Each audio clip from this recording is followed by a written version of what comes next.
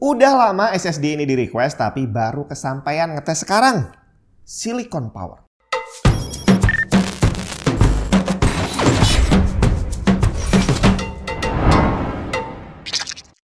Sebenarnya kalau untuk nama Silicon Power sendiri saya udah cukup lama dengernya, cuma baru sekali ini bisa kesampaian nyobain salah satu produknya. Kalau untuk brandnya sendiri lumayan lah ya, satu kali search Google kita langsung diarahkan ke website resmi mereka. Dimana di sini websitenya kelihatan bagus bre. Produk utamanya adalah storage dan memory. Kalau kita lihat di profilnya, brand ini didirikan tahun 2003, berarti udah lama banget punya experience di bidang storage. Untuk SSD sendiri mereka punya banyak tipe, tapi seperti biasa yang kita tes adalah SATA 2,5 inci dan kapasitas terendah, sama kalau bisa kelas terendah juga yang harganya murah. Dan yang saya tes kali ini adalah Silicon Power A55 yang ternyata punya dua saudara yang kelasnya lebih tinggi. Secara spesifikasi standar aja dibanding yang lain, malahan kalau boleh dibilang yang tertulis di websitenya nggak terlalu bagus loh. Rate maksimum 460 dan write-nya cuma 360 MB per second untuk versi 128 GB. Lambat banget nih ya. Sedangkan TBW-nya tidak tertulis sama sekali. SSD ini saya beli dengan harga 178.000 dan diklaim garansi 3 tahun. Saya nggak tahu ini kemahalan atau enggak karena seperti biasa searchingnya nggak terlalu lama. Nah, sekarang kita tes apakah SSD-nya sama bagusnya seperti websitenya. Initial test hasilnya tidak terlalu bagus dibanding SSD lain. Read speednya lambat di 400-an MB per second dan write-nya di 420-an MB per second.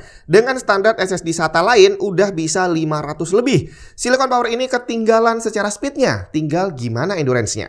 Stress test diawali dengan cukup baik, speednya stabil di kisaran 420 sesuai dengan speed test tadi, dan 4 jam bisa dilalui dengan enteng. Sampai tiba-tiba sekitar jam ke-9, waktu itu baru menyentuh 13 TB, speednya jadi kacau. Bukan drop flat ya, tapi naik turun dan bikin kurva yang bagus banget kalau dilihat. Berlangsung sekitar kurang lebih 1 jam, habis itu dia balik lagi normal di sekitaran jam ke-10, tapi nggak lama kemudian balik drop lagi, dan kurva indah ini bertahan sampai lama sekali. Jadi ya sudahlah, saya asumsikan dia sudah mati. Jadi saya lakukan speed test terakhir dan benar, read speednya masih normal tapi write-nya udah drop di semua preset. Dan tesnya saya akhiri. Silicon Power yang udah gitu doang ya, ternyata websitenya lebih bagus daripada SSD-nya. Ya, at least SSD yang dites kali ini aja. Cuma bisa bertahan 9 jam dan 13 TB doang. Udah gitu, dalam kondisi sehat aja, speednya ya lebih lambat dibandingin SSD lain yang ada di pasaran. Jadi untuk skornya, endurance udah jelas 0, sedangkan speednya karena 13 TB udah mati, boleh dibilang nggak guna juga punya speed berapapun.